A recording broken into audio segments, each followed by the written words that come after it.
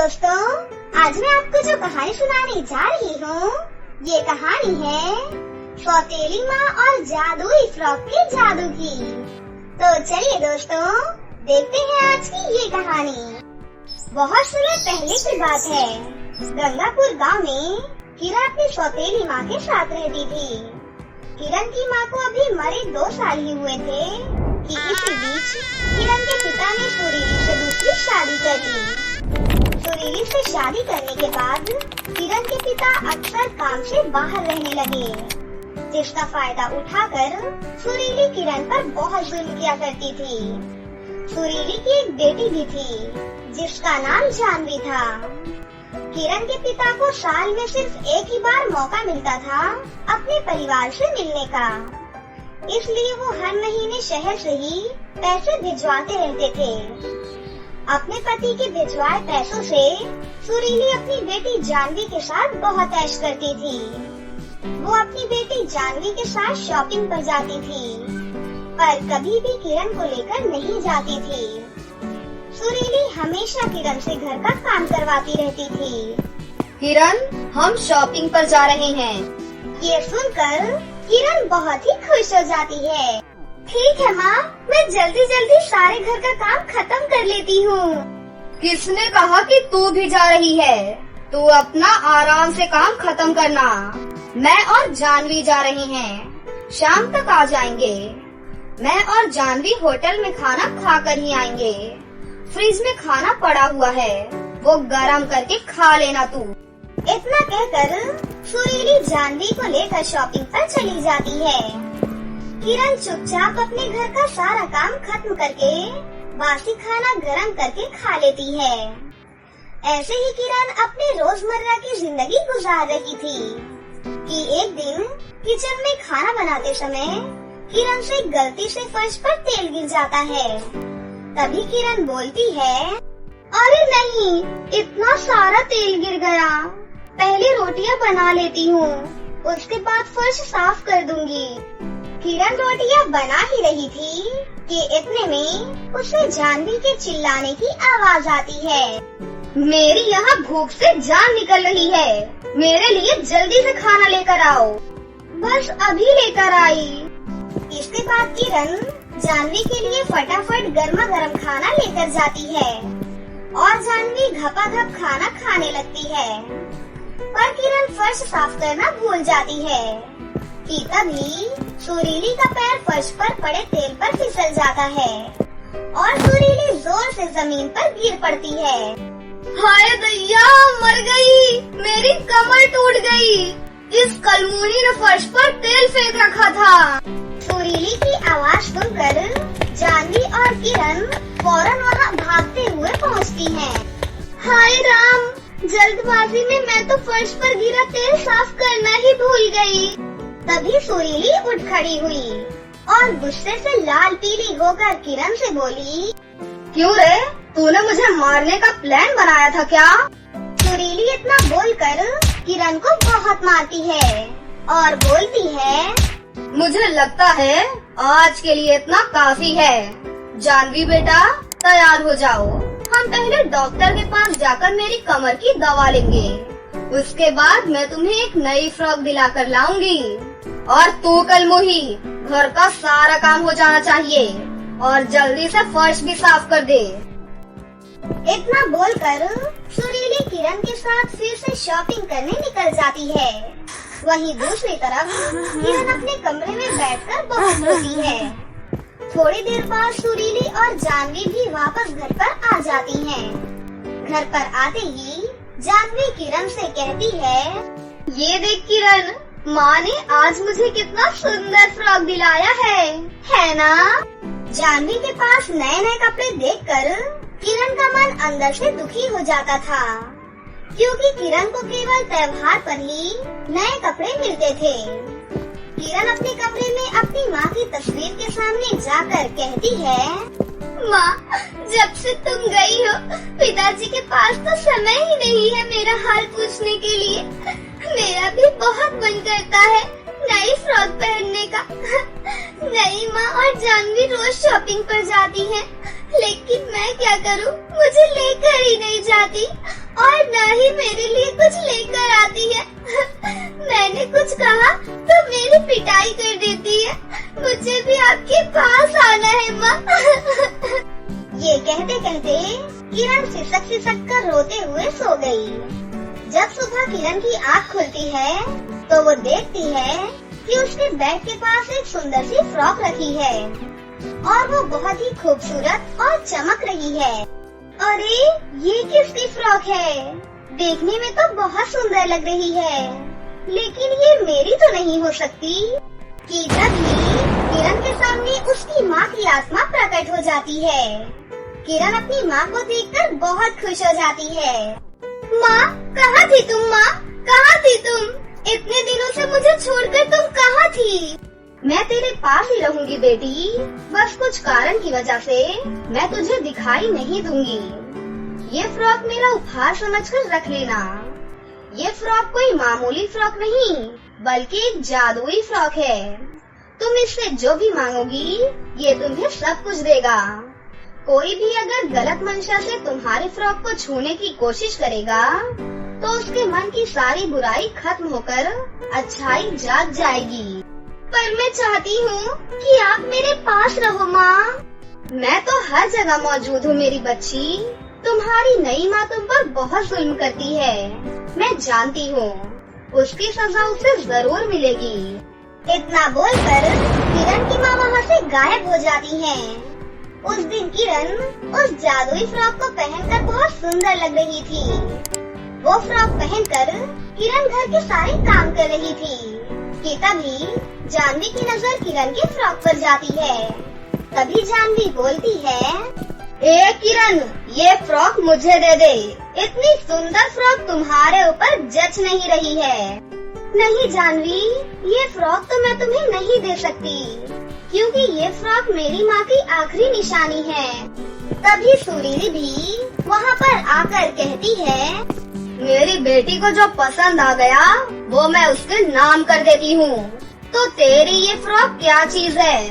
जल्दी से फ्रॉक उतार कर मेरी बेटी को दे दे, वरना तुझे पता है ना तेरे साथ क्या होगा। किरण डर जाती है, लेकिन फिर भी वो अपना आत्मविश्वास नहीं खोती है और बोलती है, नहीं माँ, बस आपसे एक ही विनती है, बस आप ये फ्रॉक मत लो मुझसे माँ। लगता है तू ऐसे नहीं मानेगी। रुक जा, तुझे तो अभी बताती हूँ। ये कहते हुए सुरीली किरण के फ्रॉक को हाथ लगा देती है। फ्रॉक को हाथ लगाते ही सुरीली को एक जोरदार बिजली का करंट लगता है और सुरीली जोर जोर से रोने लगती है। अब आपको क्या हुआ माँ? आप रो क्यों रही हो? मुझे माफ कर दे किरण बेटी, मैंने तुझ पर बहुत जुल्म किए। मैं एक पापी औरत हूँ, मुझे सजा मिलनी चाहिए। तभी किरण समझ जाती है कि ये जादुई फ्रॉक का ही जादू है, लेकिन जानवी को कुछ भी समझ में नहीं आ रहा था। माँ, आप ये क्या कर रही हो? आप समझी? किरण, तूने ही कोई काला जादू किया है ना मेरी माँ के ऊपर? बोल, क्या किया है तूने मेरी माँ पर? नहीं जानवी, मैंने कुछ नहीं किया।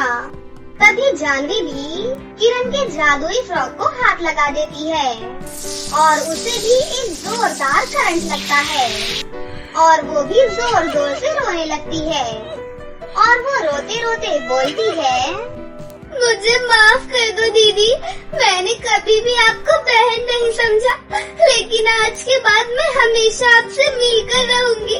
मैं बहुत पापी इंसान हूँ। इतने में किरण के पिता राजेश घर पर वापस आ जाते हैं और वो जानवी और सुरीली को देखकर बहुत हैरान हो जाते हैं। तभी वो किरण से कहते हैं, मैं तो अपने परिवार को खुश रखने के लिए पूरे साल बाहर रहता हूँ और मुझे ये चिंता सताती रहती थी कि कहीं ये दोनों माँ बेटी मिलकर तुम्हारी आंखों में आंसू न ला दे। लेकिन यहाँ तो उल्टा ही चल रहा है बेटी, तुमने ही इन्हें रुला दिया। मुझे लगता है कि अब सब कुछ ठीक हो चुका है पिताजी, अब आप कभी भी मुझे छोड़कर मत जाना। हाँ बिटिया, मैं अब से यहीं रहकर काम करूँगा। फ्रॉक को छूते ही जानवी और सुरीली को उनकी गलतियों का एहसास हो गया था। उस दिन के बाद से सुरीली किरण को अपनी बेटी की तरह प्यार करने लगी और जानवी अपनी बहन की तरह किरण से हर चीज बांटकर इस्तेमाल करने लगी। धन्यवाद माँ, आप जहाँ भी हो हमेशा खुश रहो। जब सीधी उंगली से घी ना निकले तो कभी कभी उंगली टेढ़ी करनी पड़ती है। साथ रहती थी। सिमरन बहुत ही नेक और एक ईमानदार लड़की थी। उसके बाद दूसरों के घरों में काम करके किसी तरह अपने घर का गुजारा किया करती थी। एक बार की बात है, कामिनी अपने साथ सिमरन को भी अपनी मालकिन के घर लेकर जाती है, क्योंकि आज उनके घर पर एक फंक्शन हो रहा था, जहाँ पर सिमरन और उसकी माँ बहुत ही ज्यादा एंजॉय करते हैं और खूब मस्ती करते हैं। अरे माँ, ये हो क्या रहा है? बेटा, आज मालकिन की बेटी रितु का जन्मदिन है, उसी की पार्टी है। माँ, ये जन्मदिन क्या होता है? आपने तो कभी ऐसे मेरा जन्मदिन नहीं मनाया। मेरा जन्मदिन कब आएगा माँ? क्या मेरे जन्मदिन में भी इतने सारे लोग आएंगे? क्या मैं भी रितु की जैसे फ्रॉक पहनूंगी माँ? बताओ ना माँ, बोलो ना। बेटा, ये सब हमारी किस्मत में नहीं है, ये सब तो बड़े लोगों के लिए है, हम गरीब लोगों के लिए नहीं। हम गरीबों को तो एक वक्त की रोटी भी मिल जाए, हमारे लिए वही बहुत है। ऐसा क्यों है माँ?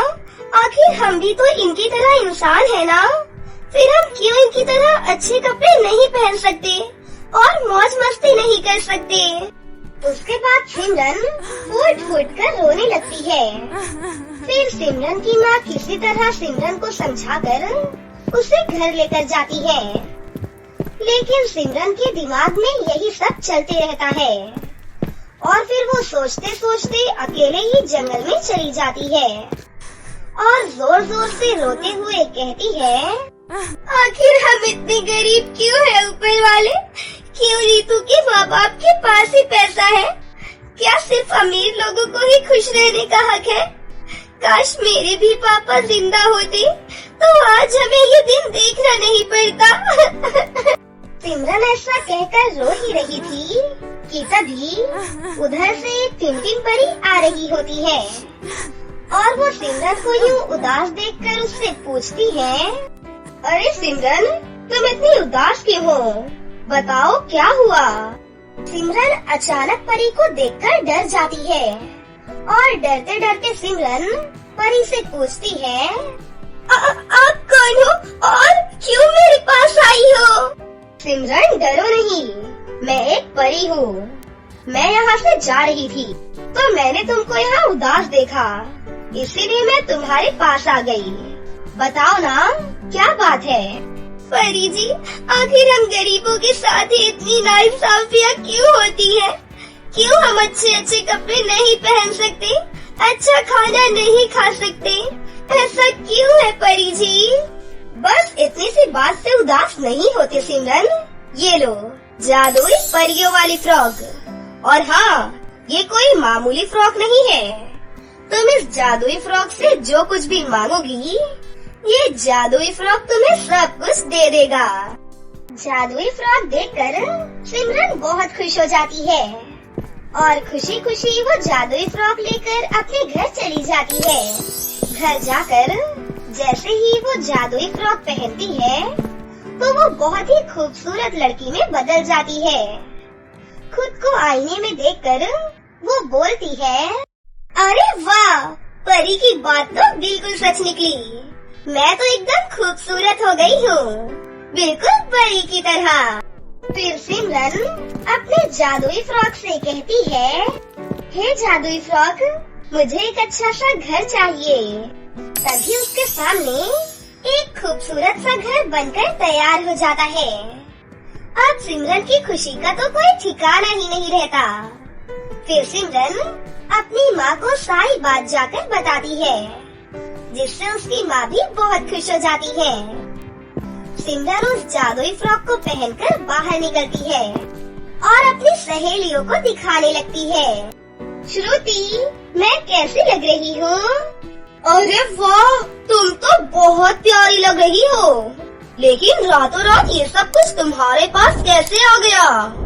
तुम्हें ये फ्रॉक किसने दिया है, ये तो बताओ। अरे वो सब छोड़ो, अब मैं पहले की तरह गरीब नहीं रही। आज शाम को मेरे घर पर पार्टी है, तुम सबको मेरे घर पर आना है। क्या पार्टी, वो भी तुम्हारे घर पर? तुम लोगों को यकीन नहीं हो रहा ना? आज शाम को मेरे नए वाले घर पर आ जाना, तुम्हें सब कुछ पता चल जाएगा। शाम को सिमरन की सहेलियाँ सिमरन के नए वाले घर को देखती हैं, तो वो सब चौंक जाती हैं। और उस घर में जब जाती हैं, तो पार्टी की तैयारियों को देखकर वो लोग दंग रह जाती हैं। आखिर इस भिखारन के पास इतने पैसे कहाँ से आए कि इसने इतना अच्छा घर बना लिया और सबको पार्टी भी दे रही है? कुछ तो गड़बड़ है, पता तो करना ही पड़ेगा। श्रुति चुपके से सिमरन को जादुई फ्रॉक से खाना मांगते हुए देख लेती है और वो समझ जाती है कि ये सब इस जादुई फ्रॉक की वजह से ही हो रहा है। इसका मतलब ये कोई मामूली फ्रॉक नहीं है, बल्कि कोई जादुई फ्रॉक है। फिर श्रुति के दिमाग में एक आइडिया आता है और वो रात को चुपके से सिमरन के घर से उस जादुई फ्रॉक को चुरा कर अपने घर पर ले जाती है। अगले दिन जब श्रुति उस जादुई फ्रॉक को पहनती है, तो वो बिल्कुल बदसूरत हो जाती है। जब वो अपने आप को शीशे में देखती है, तो वो जोर जोर से चिल्लाने लगती है। अरे ये मेरे चेहरे को क्या हो गया? मैं इतनी बदसूरत कैसे हो गई? ये क्या हो गया? फिर उस जादुई फ्रॉक से एक आवाज आती है, लालची लड़की, ये सब तुम्हारी लालच की वजह से हुआ है। मैं एक जादुई फ्रॉक हूँ, तुमने मुझे चुरा लिया और अपने स्वार्थ के लिए इस्तेमाल करना चाहा। इसी वजह से तुम्हारे साथ ऐसा हुआ है। इसलिए मैं तुम्हारे लिए खराब फ्रॉक बन गया हूँ और मैं तुम्हारा कुछ भी अच्छा नहीं कर सकता। मुझे माफ कर दो जादुई फ्रॉक, मुझसे बहुत बड़ी गलती हो गई। प्लीज प्लीज मुझे माफ कर दो और मुझे पहले जैसा कर दो, प्लीज। नहीं, अब ये मुमकिन नहीं है। तुम्हारी गलती की अब यही सजा है। इतना सुनकर श्रुति गुस्से से उस जादुई फ्रॉक को उतार देती है और उसे एक मैदान में ले जाकर उसमें आग लगा देती है और हमेशा के लिए बदसूरत बनकर रह जाती है। लेकिन उस जादुई फ्रॉक को कुछ भी नहीं होता और वो हवा में उड़ता हुआ सिमरन के घर पर वापस चला जाता है। अब सिमरन के पास आज सब कुछ था, पैसा, गाड़ी, घर, और वो दोनों माँ बेटी खुशी खुशी अपना जीवन एक साथ गुजारने लगती है। हेलो दोस्तों, आज मैं आपको जो कहानी सुनाने जा रही हूँ, ये कहानी है जादुई सुनहरे फ्रॉक के जादू की। तो चलिए दोस्तों, देखते हैं आज की ये कहानी। एक गांव में नायरा नाम की एक लड़की अपनी माँ के साथ रहती थी। कुछ समय पहले उसके पिता ने जया नाम की एक औरत से दूसरी शादी कर ली थी और दोनों माँ बेटी को अपने घर से निकाल दिया था। तब से दोनों गांव के बाहर एक छोटी सी कुटिया में रहती थी। उसकी माँ दूसरों के घरों में काम करती थी और उसी से अपना गुजारा किया करती थी। नायरा गांव के ही एक सरकारी स्कूल में पढ़ती थी। उसका सौतेला भाई रवि भी उसी स्कूल में पढ़ता था। रवि हमेशा उसका मजाक उड़ाया करता था। अरे तुम्हें पता है, एक दिन इसकी माँ हमारे घर में मेरी माँ के गहने चुरा रही थी। इसीलिए मेरे पिताजी ने इसकी माँ को धक्के मारकर घर से बाहर कर दिया।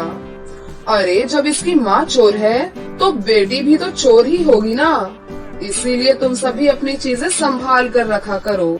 ये सुनकर नायरा बहुत गुस्सा हो जाती है और रवि को एक चांटा मारती है। खबरदार, अगर मेरी माँ के बारे में कुछ भी कहा तो तुम्हारा मुंह तोड़ दूंगी मैं। लेकिन रवि भी उसे एक चांटा लगाता है। अरे तेरी हिम्मत भी कैसे हुई मुझे हाथ लगाने की। देखो बच्चों, अपनी असलियत सुनते ही कैसे मिर्ची लग रही है इसे। चोर चोर नायरा चोर। मैं चोर नहीं हूँ, चोर ये है। इतना कहकर गुस्से में नायरा वहाँ से चली जाती है। माँ, मैं आगे से स्कूल नहीं जाऊंगी। क्या बात है बेटा? वो रवि का बच्चा आपके बारे में हमेशा कुछ न कुछ बोलता ही रहता है। मुझसे ये सब बर्दाश्त नहीं होता माँ। किसी दिन मैं उस रवि का मुंह तोड़ दूंगी। नहीं बेटा, जो भी कुछ बोल रहा है उनको बोलने दो। उनके बोलने से हम ऐसे नहीं हो जाते। तुम सिर्फ अपनी पढ़ाई पर ध्यान दो। इन फालतू की बातों पर ध्यान बिल्कुल मत दिया करो। तुम्हें पढ़ लिख कर एक बहुत अच्छी इंजीनियर भी बनना है ना, और मेरा नाम भी तो रोशन करना है ना बेटा। ठीक है माँ, अब से मैं और मन लगाकर पढ़ाई करूँगी। उसके बाद से रवि नायरा को रोज रोज चिढ़ाता था, लेकिन नायरा उस पर बिल्कुल भी ध्यान नहीं देती थी। एक दिन नायरा स्कूल से अपने घर जा रही थी, तभी उसे एक लड़की बेहोश दिखाई देती है। नायरा उस लड़की के पास जाती है और उसके मुंह पर थोड़ा पानी डालती है। तभी उस लड़की को होश आ जाता है। अरे, तुम ठीक तो हो ना? हाँ, मैं ठीक हूँ। दरअसल मैं अपने घर जा रही थी, तभी मुझे रास्ते में ही चक्कर आ गया। क्या तुम मुझे मेरे घर तक छोड़ सकती हो? हाँ हाँ, आओ मेरे साथ चलो। नायरा उस लड़की का हाथ पकड़कर उसे उसके घर ले जाती है। उस लड़की का घर बहुत ही बड़ा था। अरे वाह, कितना बड़ा घर है तुम्हारा। तुम इतने बड़े घर में रहती हो? जी हाँ, ये मेरा ही घर है। मेरा नाम सांची है। आज से तुम मेरी सबसे अच्छी दोस्त हो। उसके बाद दोनों लड़कियाँ बहुत अच्छी दोस्त बन जाती हैं। एक दिन सांची का जन्मदिन था। सांची नायरा के घर जाती है। नायरा, आज मेरा जन्मदिन है, इसीलिए तुम मेरे घर पर मेरी जन्मदिन पार्टी में जरूर आना। ठीक है सांची, मैं शाम को आ जाऊंगी। फिर सांची नायरा को एक गाउन देती है। नायरा, मैं चाहती हूँ कि तुम मेरे बर्थडे पर ये ड्रेस को पहन कर आओ। नायरा उस ड्रेस को देखकर बहुत ही ज्यादा खुश हो जाती है। शाम को नायरा वही ड्रेस पहनकर सांची के घर जाती है। इतनी बड़ी पार्टी देखकर नायरा हैरान हो जाती है। अरे, मुझे तो वॉशरूम जाना है। अच्छा, तुम्हें वॉशरूम जाना है? यहाँ से दाएं तरफ मुड़ के तुम्हें वॉशरूम दिखाई देगा। जाओ, होकर आओ। नायरा गलती से सांची के कमरे में चली जाती है। अरे वाह, कितना सुंदर कमरा है। इसके कमरे जितना बड़ा तो मेरा पूरा घर भी नहीं है। तभी उसे सांची का जादुई सोने और चांदी का गाउन नजर आता है। वाह, कितना सुंदर गाउन है ये तो सोने और चांदी का लग रहा है। जरूर बहुत महंगा होगा ये। तभी वहाँ पर सांची आ जाती है। मुझे माफ कर दो सांची, मैं गलती से तुम्हारे कमरे में आ गई। मैंने कुछ भी नहीं उठाया, मेरा यकीन करो सांची। ओहो, तो मैं कब बोल रही हूँ कि तुमने कुछ उठाया है। चलो जल्दी से नीचे आओ, पार्टी बस खत्म होने वाली है। सांची नायरा को नीचे पार्टी में ले जाती है। थोड़ी देर बाद पार्टी खत्म हो जाती है और सभी गेस्ट अपने अपने घर चले जाते हैं। अच्छा सांची, अब मैं चलती हूँ, बहुत रात हो गई है। माँ मेरी राह देख रही होंगी। इतना कहकर नायरा अपने घर आ जाती है, लेकिन वो अभी भी जादुई सोने और चांदी के गाउन के बारे में ही सोच रही थी। एक दिन, नायरा, क्या तुम मेरा एक काम कर सकती हो? हाँ हाँ सांची, बताओ। दरअसल कुछ दिनों बाद एक पार्टी में मेरा डांस परफॉर्मेंस है। मुझे उस दिन घर पर बहुत ही जरूरी काम है। क्या तुम मेरी जगह डांस कर सकती हो? क्या डांस? लेकिन डांस तो मुझे आता ही नहीं। तुम उसकी चिंता बिल्कुल मत करो, तुम्हें डांस मैं सिखाऊंगी। उसके बाद वो नायरा को डांस सिखाने लगती है। बहुत ही जल्द नायरा डांस सीख जाती है। अरे वाह नायरा, तुम तो मुझसे भी अच्छा डांस कर रही हो। अब तुम कल मेरी जगह उस पार्टी में डांस करना। लेकिन मेरे पास पहनने के लिए अच्छे ड्रेसेस नहीं हैं। ओहो, तुम चिंता क्यों करती हो? मुझे पता है तुम्हें मेरी ड्रेस बहुत पसंद आई है। मैं तुम्हें वही ड्रेस दे दूंगी। तुम उस ड्रेस में बहुत खूबसूरत लगोगी। सांची अपने कमरे से वो जादुई सोने और चांदी का गाउन लेकर आती है और नायरा को खुशी खुशी पकड़ा देती है। अगले दिन नायरा वो गाउन पहन लेती है। गाउन को पहनते ही वो सांची जैसी बन जाती है और डांस परफॉर्मेंस करने लगती है। पार्टी में सभी लोग उसका डांस देखकर बहुत खुश हो जाते हैं। नायरा भी ये सब देखकर बहुत ही ज्यादा खुश हो जाती है। डांस परफॉर्मेंस के बाद नायरा चेंजिंग रूम में जाती है। मैं जल्दी से इस ड्रेस को निकाल देती हूँ। अगर माँ ने ये सब देख लिया तो बहुत गुस्सा करेंगी। फिर नायरा गाउन को निकाल देती है और जल्दबाजी में वो गाउन वहीं छोड़ जाती है और सीधा अपने घर पहुँच जाती है। हे भगवान, मैं तो सांची का सोने चांदी का गाउन वही पार्टी में छोड़कर आ गई। कितनी महंगी ड्रेस थी उसकी। मुझे जल्दी से वो ड्रेस लेकर आनी होगी। नायरा अपनी स्कूटी पर बैठकर वापस उसी पार्टी में जाती है, लेकिन उसे ड्रेस कहीं भी नजर नहीं आती। हे भगवान, मैंने कितनी महंगी ड्रेस खो दी। अब मैं इतना महंगा गाउन कहाँ से लेकर आऊंगी? रोते रोते नायरा अपने घर आ जाती है और अपनी माँ को वो सारी बातें बताती है। बेटा, तुम्हारा दिमाग खराब हो गया है क्या? हमें 2 वक्त की रोटियां तक नहीं मिलती। अब हम सोने और चांदी की इतनी महंगी ड्रेस कहाँ से लेकर आएंगे? तुझे क्या जरूरत थी बेटा वो ड्रेस पहनने की? मुझसे बहुत बड़ी गलती हो गई माँ, मुझे माफ कर दीजिए। तभी वहाँ पर सांची आ जाती है। सांची को देखकर दोनों माँ बेटी घबरा जाती हैं। अरे क्या हुआ नायरा, तुम मुझे देखकर घबरा क्यों गई? नायरा सांची को गाउन के बारे में वो सारी बातें बताती है। तभी वहाँ पर वो गाउन अपने आप उड़कर प्रकट हो जाता है। ये देखकर दोनों माँ बेटी बहुत ही हैरान हो जाती हैं। हाँ, ये गाउन उड़ कैसे रहा है? गाउन अपने आप उड़ कैसे सकता है? तभी सांची एक परी के रूप में बदल जाती है। नायरा, मैं एक परी हूँ। यहाँ गरीबों की सहायता करने आती हूँ। मैं तुम्हारी परीक्षा ले रही थी। ये मेरी जादुई सोने और चांदी की ड्रेस है। इस गाउन की असली हकदार तुम ही हो। ये गाउन तुम्हारी सारी मनोकामनाएं पूरी करेगी। इतना कहकर सांची वहाँ से गायब हो जाती है। उसके बाद नायरा उस जादुई गाउन से एक बहुत ही प्यारा सा घर मांगती है और दोनों माँ बेटी खुशी खुशी अपनी जिंदगी बिताने लगते हैं।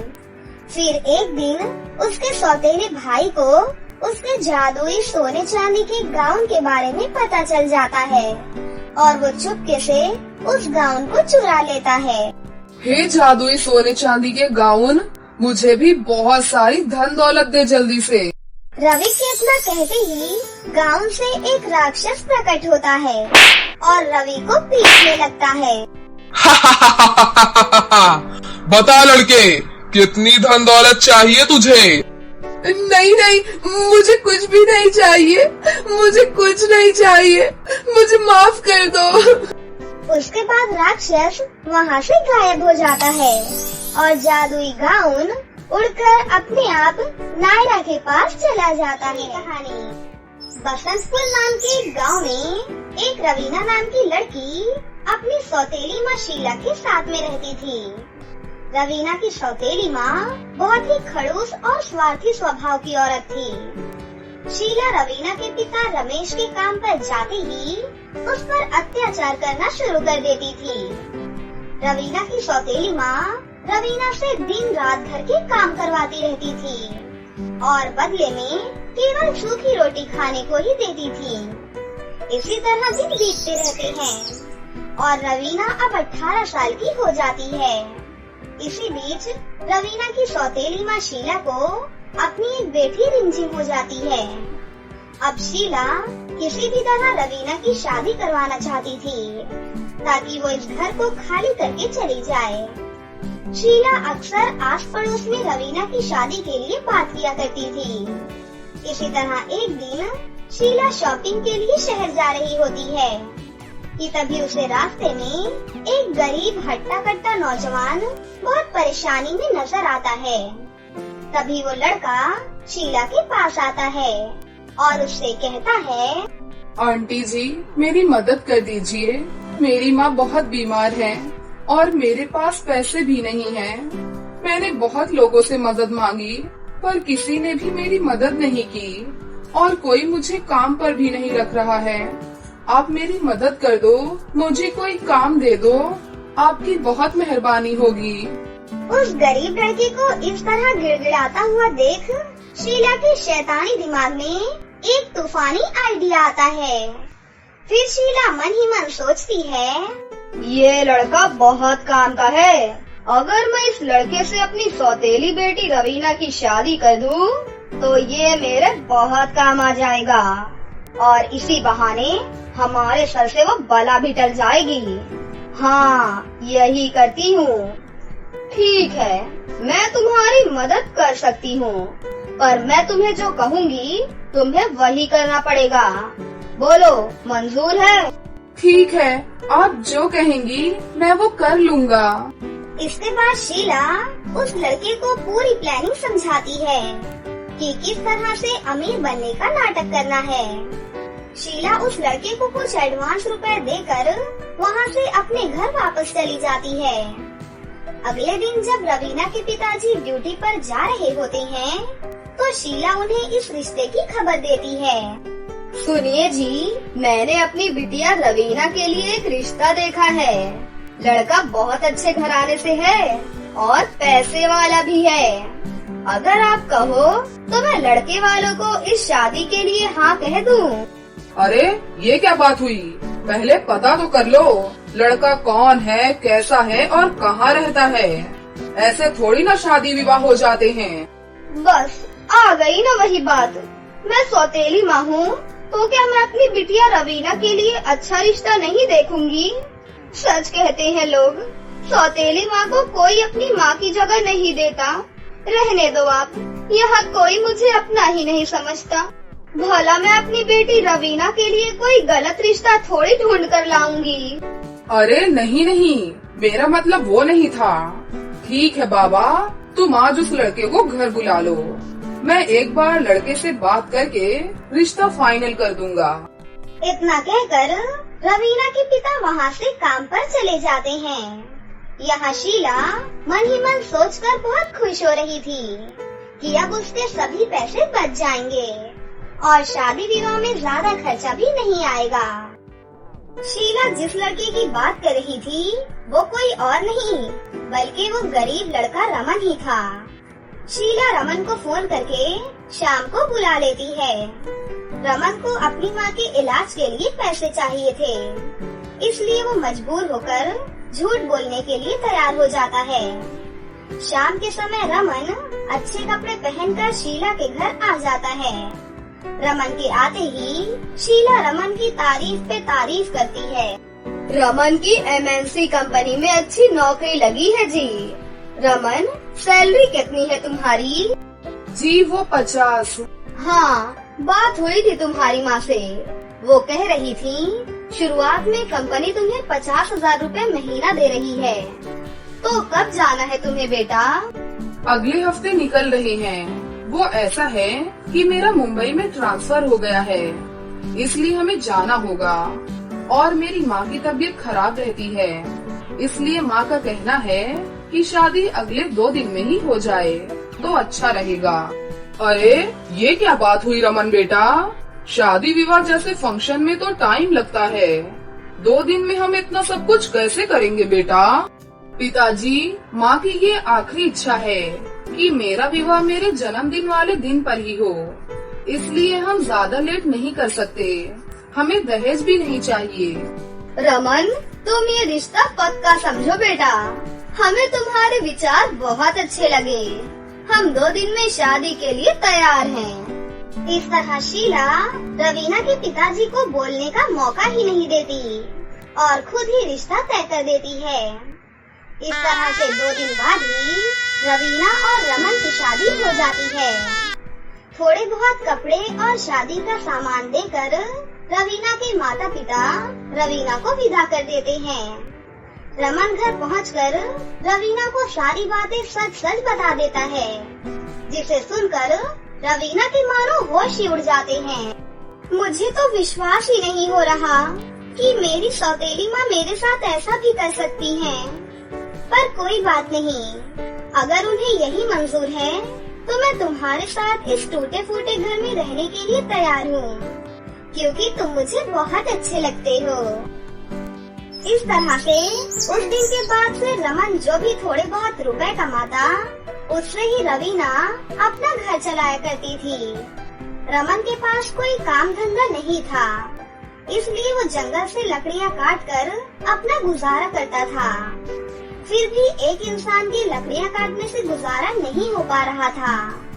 रमन की कमाई का अधिकतर पैसा उसकी माँ के इलाज में ही लग जाया करता था। इसलिए रवीना भी रमन के साथ जंगल जाने का फैसला करती है। उस दिन के बाद से दोनों पति पत्नी मिलकर जंगल से लकड़ियाँ काटते और उन्हें ले जाकर बेच दिया करते थे। इसी तरह दिन निकल रहे थे कि एक दिन वो दोनों लकड़ियाँ काट रहे होते हैं कि तभी उन्हें किसी के चीखने चिल्लाने की आवाज आती है। रमन को आवाज सुनकर उस आवाज का पीछा करता है। रवीना भी उसके पीछे पीछे जाती है। तभी रमन देखता है कि एक छोटी बच्ची नदी में डूब रही है। रमन बिना आगे पीछे देखे नदी में उसकी जान बचाने के लिए कूद जाता है और उसे नदी से बाहर निकाल लेता है। रमन के इस व्यवहार से खुश होकर वो छोटी बच्ची एक परी के रूप में बदल जाती है और उससे कहती है, खुश रहो रमन, मैं तुम्हारी मदद करने के स्वभाव से खुश होकर तुम्हारी मदद करना चाहती हूँ। मुझे पता है कि तुम बहुत गरीब हो और तुम्हारे पास रहने के लिए एक अच्छा घर भी नहीं है। मैं तो बस तुम्हारी परीक्षा लेना चाहती थी। ये लो, ये जादुई चक्की तुम ले जाओ। ये चक्की तुम्हें हर रोज सुंदर सुंदर सोने चांदी के फ्रॉक देगी, जिन्हें बेचकर तुम अपना गुजारा कर सकते हो। इसके साथ साथ तुम इससे खाने पीने की चीजें भी मांग सकते हो। पर ध्यान रहे, ये चक्की कभी किसी लालची इंसान के हाथों में ना आए, नहीं तो इसका परिणाम अच्छा नहीं होगा। इतना कहकर वो परी वहाँ से गायब हो जाती है। रमन और रवीना परी की वो जादुई चक्की देखकर बहुत खुश होते हैं और दोनों खुशी खुशी वो चक्की लेकर घर आ जाते हैं। घर आकर रमन जादुई चक्की से बहुत सारे सोने चांदी के फ्रॉक मांगता है और देखते ही देखते उसके सामने बहुत सारे सोने चांदी के फ्रॉक आ जाते हैं।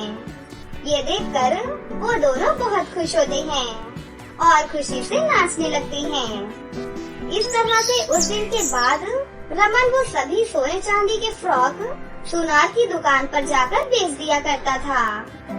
रमन को फ्रॉक बेचकर जो भी रुपए मिलते थे, उससे वो अपने घर का खर्चा निकालता और बाकी बचे रुपयों को गरीबों में बांट दिया करता। इस तरह धीरे धीरे करके उन दोनों ने अपना एक बड़ा घर खरीद लिया था और अब रमन की माँ भी बिल्कुल ठीक हो गई थी। उस दिन के बाद वो अपने आगे का जीवन बहुत ही खुशी खुशी बिताते हैं। बरसाना नाम के एक गाँव में मानवी नाम की एक लड़की अपनी माँ के साथ रहा करती थी।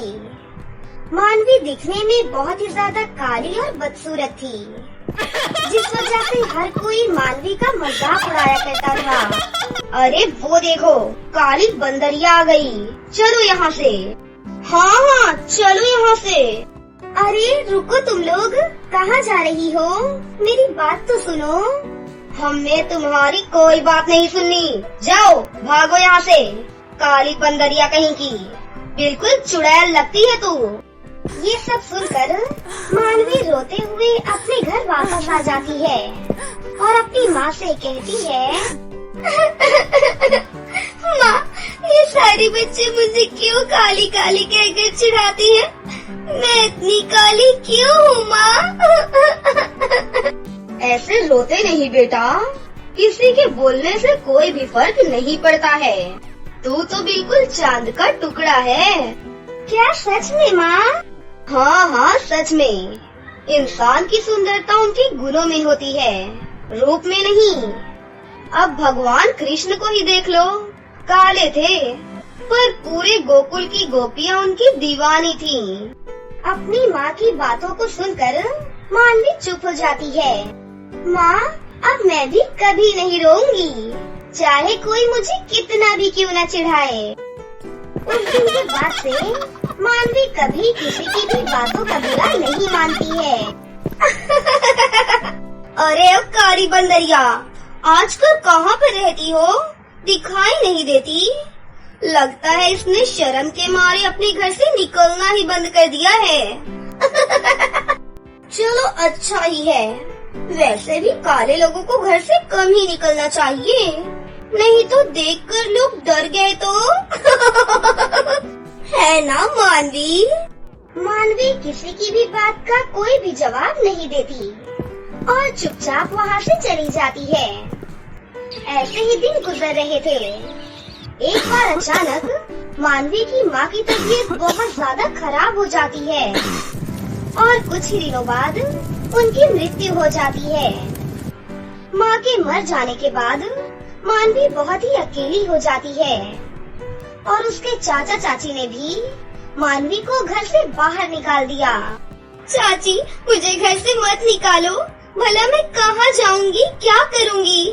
प्लीज चाची, मैं आपके पैर पड़ती हूँ, मुझे मत निकालो प्लीज। निकालू नहीं तो क्या करूँ तेरा? एक तो बेटी जात, ऊपर से शक्ल भी ऐसी कि वाह। अरे कौन शादी करेगा तुझसे?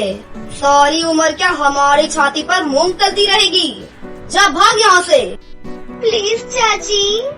मुंह बंद करके चुपचाप निकल जा यहाँ से। एक तू ही नहीं है, मुझे अपने बच्चों को भी देखना है।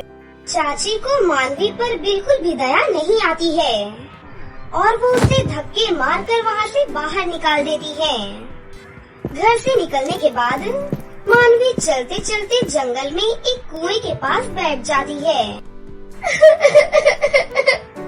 हे ऊपर वाले, अब मैं क्या करूं, कहाँ जाऊं?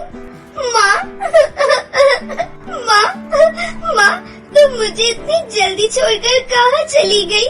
देखो तो तुम्हारे बिना मेरी क्या हालत हो गई है। मुझे आपके बिना नहीं जीना है माँ, मैं अभी आपके पास आ रही हूँ, मुझे अपने पास बुला लो माँ। मानवी कुएं को देखकर उसमें कूदने ही वाली होती है कि तभी उस कुएं से एक आवाज आती है। रुक जाओ लड़की, आखिर तुम इस कुएं में जान क्यों देने जा रही हो? जान न दूं तो और क्या करूं? मेरे पास जीने का कोई सहारा नहीं है। एक माँ थी, वो भी मुझे छोड़कर चली गई। घर था, वो भी मुझसे छीन लिया गया और गांव के लोग मुझसे बात करना तो दूर, मुझे देखना तक पसंद नहीं करते। अब आप ही बताओ कुंवर जी, मैं क्या करूं? धैर्य रखो लड़की, इंसान को इतनी जल्दी हार नहीं माननी चाहिए। और तुम तो एक बहादुर लड़की हो, ऐसे जिंदगी से निराश नहीं होते। सारी परेशानियां समाधान के साथ ही उत्पन्न होती हैं। अगर परेशानी है तो समाधान भी है। कहाँ है समाधान? मुझे तो अपनी परेशानियों का कोई भी हल नहीं दिखाई दे रहा कुंवर जी। अगर तुम मेरे पास आई हो तो जरूर ही इसका कोई कारण है। मैं कोई साधारण कुआं नहीं, बल्कि जादुई फ्रॉक और सैंडल का कुआं हूँ।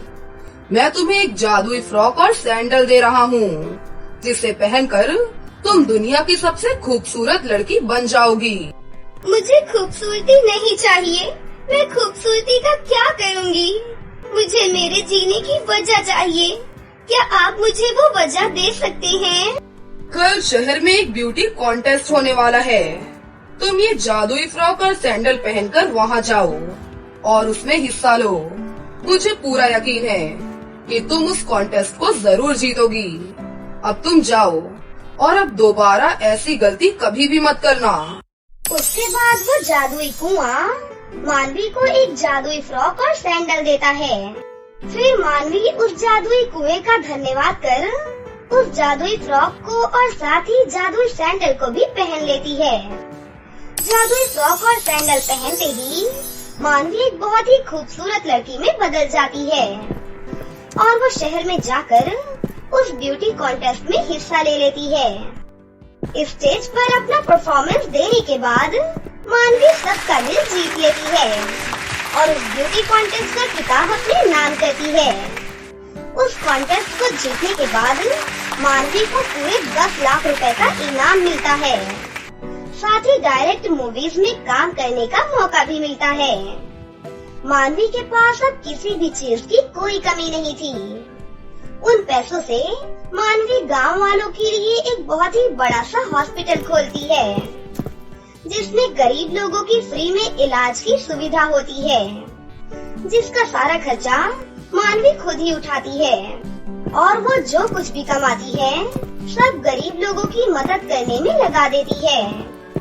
मानवी की इस तरह नेक दरिया दिली को देखकर हर कोई मानवी को ऊपर वाले का कोई नेक इंसान मानने लगता है। मानवी को गवर्नमेंट की तरफ से भी लोगों की मदद करने के लिए कई सारे अवार्ड्स दिए जाते हैं। एक दिन मानवी गांव के हॉस्पिटल में ये देखने आती है कि सभी लोग सही से काम कर रहे हैं या नहीं। तभी उसकी नजर एक बूढ़ी औरत पर जाती है जो दर्द के मारे तड़प रही थी। अरे चाची, आप ये आपकी क्या हालत हो गई है चाची? क्या बताऊं बेटा, मैंने तेरे साथ बहुत बुरा किया। ऊपर वाले ने उसी की सजा दी है मुझे। तुम्हारे जाने के बाद अचानक तुम्हारी चाचा की मौत हो गई और उसके बाद मेरे अपने ही बच्चों ने मुझे घर से बाहर निकाल दिया। उसके बाद मेरी ये हालत हो गई। मुझे माफ कर दे बेटा, मैंने तेरे साथ बहुत गलत किया। शायद ऊपर वाले ने आज मुझे उसी की सजा दी है। आप चिंता मत करिए चाची, आपको कुछ भी नहीं होगा। डॉक्टर, इनका तुरंत इलाज किया जाए और ध्यान रहे इन्हें किसी भी चीज की कोई भी परेशानी नहीं होनी चाहिए। मैम, क्या ये आपकी कोई खास है क्या? हाँ, बहुत खास। ये मेरी चाची हैं। मानवी की चाची वही लेटी ये सब कुछ सुन रही थी और उनकी आंखों से सिर्फ पश्चाताप के आंसू निकल रहे थे। कुछ दिनों के बाद चाची पूरी तरह से बिल्कुल ठीक हो जाती है और फिर मानवी चाची से मिलने आती है। कैसी हो चाची? ठीक हूँ बेटा, इन लोगों ने मेरी बहुत सेवा की। तुम्हारा हम पर बहुत एहसान है बेटी। चाची, एक तरफ बेटी भी बोलती हो और ऊपर से एहसान की बात करती हो। मुझे आपसे कोई भी शिकायत नहीं है चाची। आखिर मेरा आपके सिवा इस दुनिया में है ही कौन? और उसके बाद चाची मानवी को अपने गले से लगा लेती है और उस दिन के बाद से चाची और मानवी दोनों मिलजुल कर हंसी खुशी से रहने लगती हैं। बदलापुर नाम के गांव में मेनिका अपने माँ बाबा के साथ रहती थी। मेनिका के बाबा दूसरे के खेतों में काम किया करते थे और उसी से उनके घर का गुजारा चलता था। एक बार मेनिका के बाबा खेतों में काम कर रहे थे कि तभी एक जहरीला सांप उन्हें काट लेता है और उनकी वहीं पर मृत्यु हो जाती है। पिता के मर जाने के बाद मेनिका और उसकी माँ के ऊपर मानो गमों का पहाड़ ही टूट पड़ता है। घर में अब कोई कमाने वाला भी नहीं था। उसकी माँ पढ़ी लिखी भी नहीं थी, इसीलिए वो अपने गांव के ही सेठ धनीलाल के यहाँ झाड़ू पोछे का काम करने लगी। ऐसे ही दिन बीत रहे थे। फिर एक दिन अचानक मेनिका की माँ की भी तबीयत बहुत ज्यादा खराब हो गई और उनके घर में खाने के भी लाले पड़ने लगे। माँ की तबीयत भी खराब है, इसीलिए वो काम पर नहीं जा पाती। अगर मैं भी इसी तरह हाथ पर हाथ रखकर बैठी रही, फिर तो हम दोनों माँ बेटी ऐसे ही भूखे मर जाएंगे। मेनिका ने सोच लिया कि अब से वो अपनी माँ की जगह काम करने जाया करेगी। माँ, आप अपना ख्याल रखना। आप जहाँ काम करती थी, मैं वही काम करने जा रही हूँ और काम करके सेठानी जी से जो भी पैसे मिलेंगे उससे मैं आपके लिए कुछ खाने का सामान और दवाइयाँ लेकर आऊंगी। बेटी, तू तो अभी बहुत छोटी है, वहाँ कैसे काम करेगी? और तेरा स्कूल भी तो है, अभी ये तेरी पढ़ाई की उम्र है बेटी। उसकी चिंता आप मत करो माँ, मैं सीधा काम खत्म करके स्कूल चली जाऊंगी। मेनिका इतना कहकर जहाँ उसकी माँ काम करने जाती थी वहाँ पर चली जाती है। वहाँ जाने के बाद मेनिका से उसकी मालकिन कहती है, अरे तुम कौन हो और यहाँ क्या कर रही हो? जी, मैं मेनिका हूँ। पहले मेरी माँ आपके यहाँ काम करने आती थी ना, अब से मैं अपनी माँ की जगह पर काम करने आया करूँगी। चलो ठीक है, अच्छा हुआ तुम आ गई। और हाँ सुनो, थोड़ा अच्छे से काम करना, मुझे साफ सफाई बहुत ही ज्यादा पसंद है। मेनिका की मालकिन ये बोल ही रही थी कि तभी उसकी बेटी रेशमा वहाँ पर आ जाती है। रेशमा मेनिका की ही क्लास में पढ़ती थी। रेशमा जब मेनिका को अपने घर में देखती है तो वो अपनी माँ से पूछती है, अरे माँ, ये लड़की यहाँ क्या कर रही है? बेटी, ये हमारे काम वाली की बेटी है, इसकी माँ की तबीयत ठीक नहीं है, इसलिए अब से ये हमारे घर पर काम करेगी। तुम मेनिका को जानती हो क्या? हाँ माँ, ये मेनिका मेरी ही क्लास में पढ़ती है और पूरे दिन बस पढ़ती ही रहती है। इसके चक्कर में टीचर सभी बच्चों को क्लास में बहुत डांटते रहती हैं। अरे वाह बेटा, रेशमा, तुम्हें मेनिका से कुछ सीखना चाहिए। वो पढ़ाई के साथ साथ इतनी मेहनती भी है। अपनी माँ से ये बात सुनकर रेशमा को बहुत ज्यादा गुस्सा आ जाता है और वो वहाँ से चली जाती है। इधर मेनिका भी अपने कामों में लग जाती है। अगले दिन रेशमा स्कूल जाकर सभी बच्चों को बता देती है कि मेनिका उसके घर पर झाड़ू पोछे का काम करती है। काम खत्म होने के बाद अगले दिन जब मेनिका स्कूल जाती है तो रेशमा अपनी सहेलियों के साथ मेनिका का खूब मजाक बनाती है। अरे देखो देखो, सफाई वाली आ गई। सुनो मेनिका, ये क्लासरूम भी बहुत गंदा है, क्या तुम इसकी भी सफाई कर दोगी? अरे चिंता मत करो, मैं अपनी माँ से बोलकर इसके भी पैसे तुम्हें दिलवा दूंगी। और हाँ, जरा अच्छे से काम करना, वरना मैं तुम्हारे पैसे काट लूंगी। रेशमा की बातें सुनकर उसकी सभी सहेलियाँ मेनिका पर हंसने लगती हैं। तभी रेशमा दोबारा बोलती है, अरे तुम लोगों को किसी चीज की बदबू नहीं आ रही क्या? हाँ, बदबू तो आ रही है।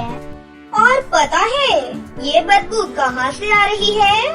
ये बदबू मेनिका के गंदे कपड़ों में से आ रही है। बेचारी अभी अभी झाड़ू पोछा करके आई है ना, और उसके कपड़े तो देखो कितने गंदे और मैले हैं। छी! हाँ रेशमा, तूने सच कहा, मुझे तो इसे देखकर ही उल्टी आ रही है। छी! और फिर उसके बाद स्कूल की सभी लड़कियाँ मेनिका को चिढ़ाने लगती हैं। इसीलिए मेनिका बहुत ही दुखी रहने लगी। एक दिन तो सभी बच्चों ने मिलकर उसे इतना परेशान किया कि उसे रोना आ गया और वो रोते रोते अपने घर जा ही रही थी, तभी वो एक पेड़ के नीचे थककर बैठ गई और वो स्कूल की सारी बातें सोचकर फिर से रोने लगी। मैं कोई गलत काम तो नहीं कर रही हूँ, मैं तो अपनी माँ की मदद ही कर रही हूँ, फिर इसमें मेरी गलती ही क्या है? सारे लोग मेरा मजाक उड़ाते हैं, माना कि मेरे कपड़े पुराने हैं, लेकिन मैं इसे पानी से रोज धोकर पहनती हूँ, फिर भी सारे बच्चे मुझसे ऐसे दूर भागते हैं कि जैसे मैं कोई अछूत हूँ। मेनिका ये बोलकर रो ही रही थी कि तभी एक परी उसके सामने प्रकट हो जाती है और उससे पूछती है, क्या हुआ मेनिका? मैं कब से देख रही हूँ, तुम रोए ही जा रही हो, क्या बात है? आप कौन हो और आपको मेरा नाम कैसे पता है? मैं सौम्या परी हूँ और मैं इस पेड़ पर आराम कर रही थी। तुम्हें ऐसे उदास देखकर मुझसे रहा नहीं गया। बताओ तुम्हें क्या परेशानी है? मैं तुम्हारी मदद करना चाहती हूँ। फिर मेनिका सौम्या परी को सारी बातें बताती है। अच्छा, तुम चिंता मत करो मेनिका, मैं तुम्हारी मदद करूँगी। तुम बस मुझसे वादा करो कि आज के बाद तुम कभी भी नहीं रोओगी। और फिर सौम्या परी अपनी जादुई सितारा छड़ी से वहाँ पर एक बहुत ही सुंदर फ्रॉक को प्रकट करती है। मेनिका, ये प्यारा सा फ्रॉक तुम्हारे लिए है। और हाँ, ये कोई साधारण फ्रॉक नहीं है, बल्कि ये जादुई फ्रॉक है। इस फ्रॉक को पहनते ही तुम दुनिया की सबसे प्यारी और खूबसूरत लड़की बन जाओगी, जिसके बाद हर कोई तुम्हारी तारीफ करने पर मजबूर हो जाएगा। और हाँ, तुम इस जादुई फ्रॉक से जो भी मांगोगी वो तुम्हें तुरंत ही मिल जाएगा। अब तुम खुशी खुशी अपने घर जाओ। सौम्या परी से इतना सुंदर फ्रॉक पाकर मेनिका बहुत ही ज्यादा खुश हो जाती है और परी का धन्यवाद करके खुशी खुशी अपने घर वापस आ जाती है। मेनिका जैसे ही उस फ्रॉक को पहनती है वो एक बहुत ही खूबसूरत लड़की में बदल जाती है। उसके बाद वो उस जादुई फ्रॉक से कहती है, हे जादुई फ्रॉक, मेरी माँ को बिल्कुल ठीक कर दो। मेनिका के इतना बोलते ही उसकी माँ की तबीयत बिल्कुल ठीक हो जाती है। अब तो मेनिका को जब भी किसी चीज की जरूरत होती तो वो उस जादुई फ्रॉक से मांग लेती। अब मेनिका को स्कूल में भी कोई कुछ नहीं कहता था, बल्कि अब तो हर कोई मेनिका से दोस्ती करना चाहता था। समय का पहिया कुछ इस तरह से पलटा कि अब स्कूल में रेशमा से ही कोई भी बात नहीं करता था। अब रेशमा को भी अपनी गलती का एहसास हो जाता है और वो मेनिका से माफी मांगती है। फिर मेनिका उसे भी माफ कर देती है और उसे अपनी सहेली बना लेती है।